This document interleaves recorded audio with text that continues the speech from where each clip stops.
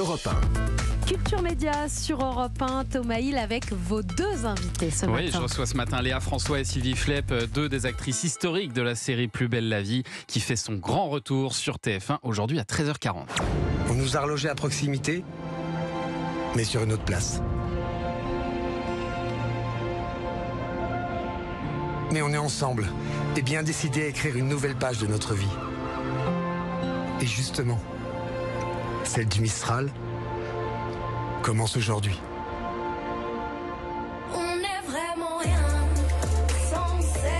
Et oui, le premier épisode s'ouvre sur le fait que des immeubles se sont effondrés dans le quartier du Mistral. On a envie de pleurer.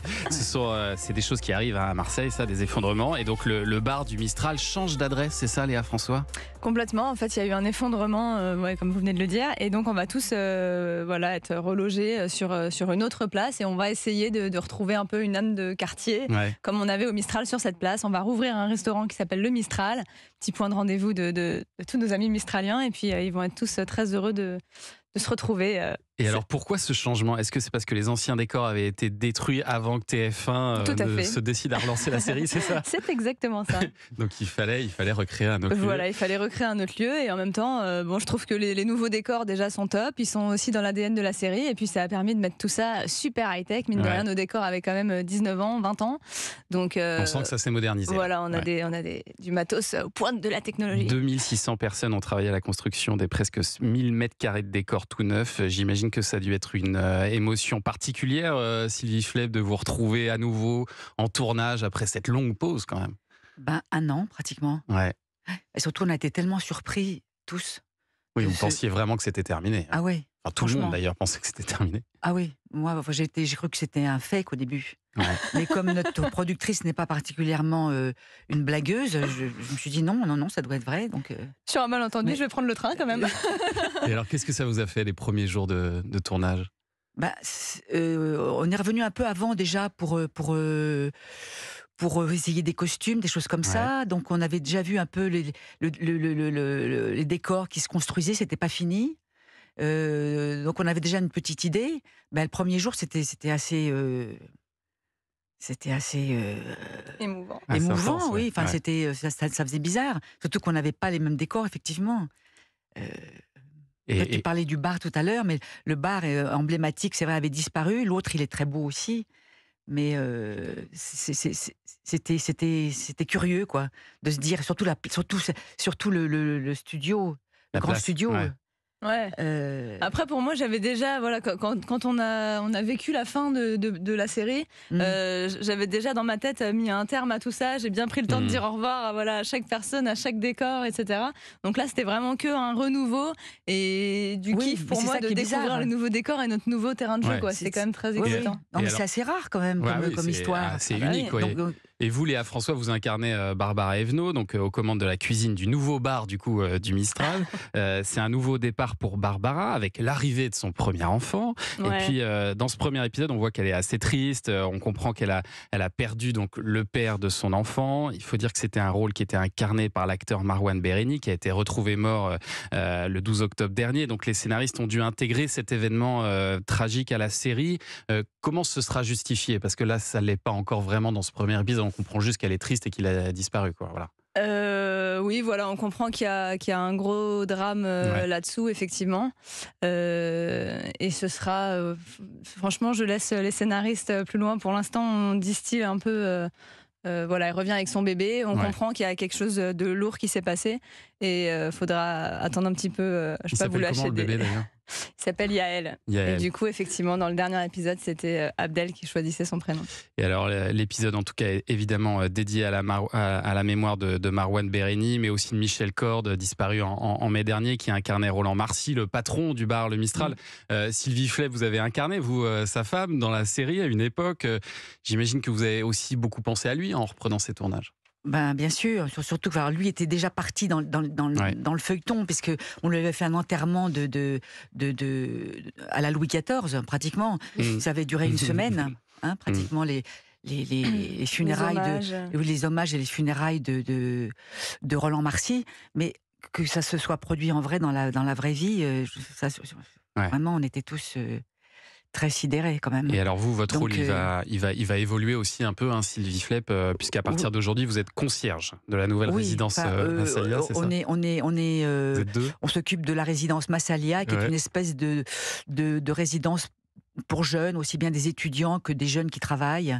C'est un peu le boulevard Jourdan de la cité universitaire de Marseille. Et ça va vous permettre d'être au courant d'absolument tout ce qui se passe. D'ailleurs, est-ce que les téléspectateurs vont pouvoir comprendre ce qui se passe, même s'ils n'ont jamais vu la série? Oui, tout à fait. C'est là que c'est très bien fait. C'était l'un des objectifs, exactement. Je pense qu'ils vont rapidement pouvoir accrocher les wagons et retrouver leurs personnages, parce que voilà, on va tous les replacer. Mine de rien, ils ne les ont pas vus pendant un an.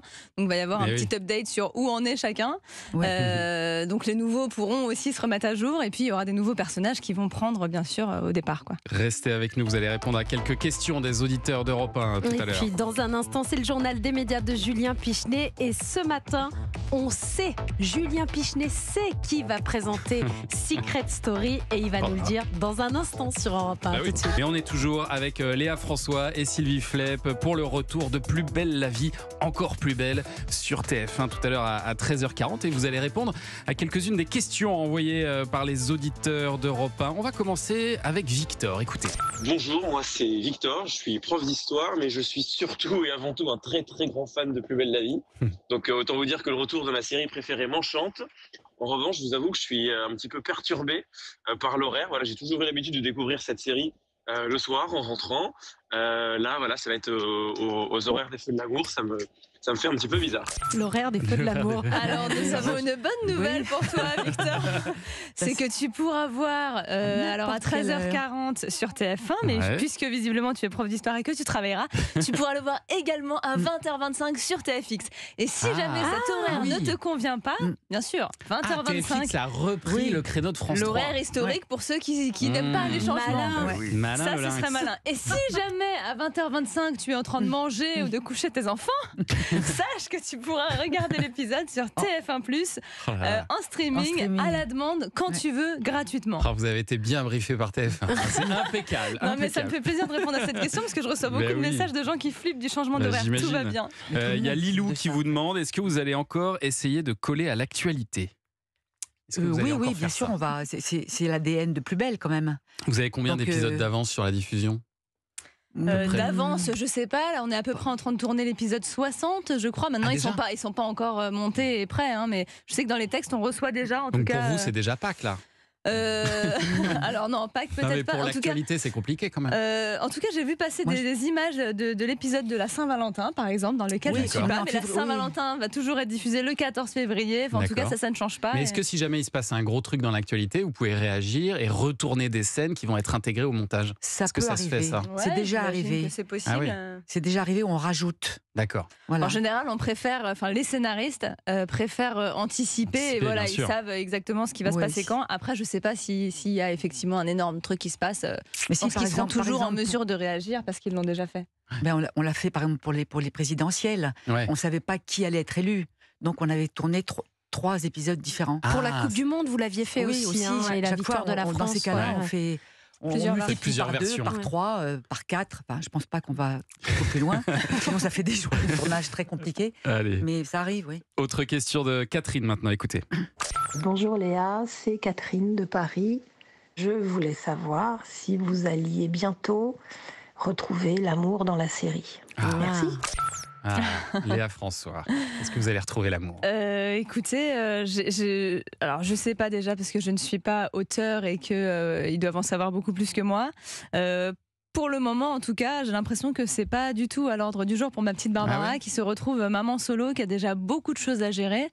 Mais voilà, pour l'instant, j'ai tourné les premiers épisodes. J'imagine bien. J'ai cru moi dans le premier épisode qu'il y avait un petit truc qui se passait. Déjà, vous avez décidé des choses. Mais déjà, il y a un indice. Elle a dit, je ne suis pas dans l'épisode de la Saint-Valentin, donc ça sent pas bon. C'est ça n'a pas pris. Non, en tout cas, ça n'a pas l'air d'être du tout dans sa to-do list tout de suite. Ok, très bien. Allez, question suivante. Tiens, c'est Andrew qui vous dit, est-ce qu'il va y avoir des crossovers avec d'autres séries de TF1 comme par exemple Demain nous appartient? Est-ce qu'il va y avoir des croisements de personnages? Parce que c'est vrai qu'il y a beaucoup de feuilletons maintenant sur TF1. Alors là, je crois que c'est pas à l'ordre du jour non plus. Après, pareil, pour l'instant, on se concentre vraiment sur le lancement, les nouveaux épisodes et les nouvelles intrigues qu'on va pouvoir présenter. Et, Plus tard, j'imagine que tout est possible.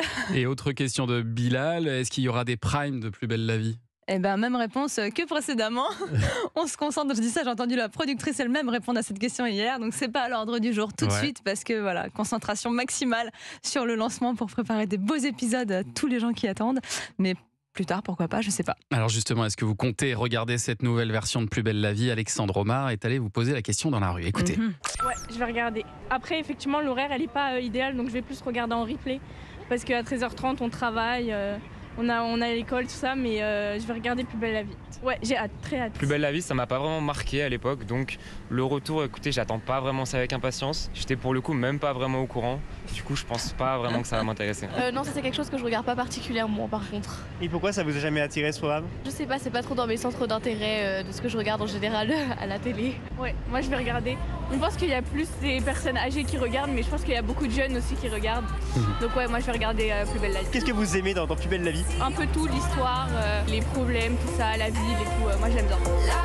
Et voilà, on va voir ce que ça donne maintenant demain. Rendez-vous donc à 9h pour savoir l'audience de ce premier épisode. Il y a un épisode par jour. Un épisode par jour, tout à fait. Audience donc demain à 9h. Merci beaucoup Léa François et Sylvie Fett d'être venus au micro d'Europe 1 ce matin. Et rendez-vous donc à 13h40 sur TF1. Avec grand plaisir. Merci à vous de nous avoir Merci, oui. Merci Et beaucoup. Thomas Hill